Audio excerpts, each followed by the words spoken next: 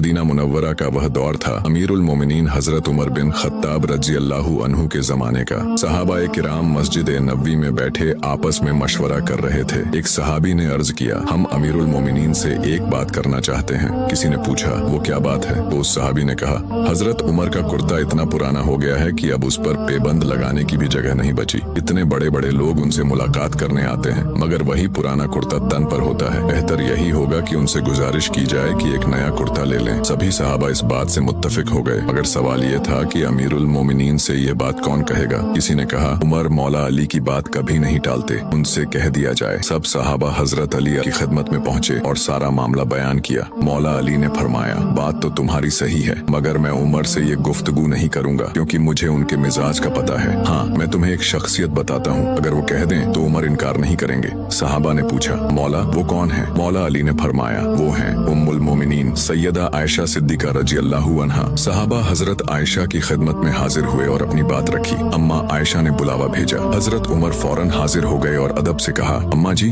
हुक्म फरमाइए, उमर हाजिर है। अम्मा आयशा ने नर्म लहजे में फरमाया, सहाबा का कहना है कि तुम्हारा कुर्ता बहुत पुराना हो चुका है, इस पर पेबंद लगाने की भी जगह नहीं रही। इस्लाम सादगी से मना नहीं करता कि इंसान एक नया लिबास पहन ले। बेहतर होगा कि तुम एक नया कुर्ता ले लो। ये सुनकर हजरत उमर कुछ देर खामोश रहे, फिर उनकी आंखों से आंसू बह निकले। नम आवाज में अर्ज किया, आपके हुक्म पर शाम होने से पहले कुर्ता खरीद लूंगा, लेकिन क्या मुझे एक बात कहने की इजाजत है? अम्मा आयशा ने फरमाया, कहो। उमर हजरत उमर ने रोते हुए कहा, अम्मा ये जो मेरा लिबास है, हुजूर पाक के जमाने में भी मेरा हाल ऐसा ही था। जब हुजूर ने हमें जाहिरी तौर पर छोड़ा तब भी मैं इसी हाल में था।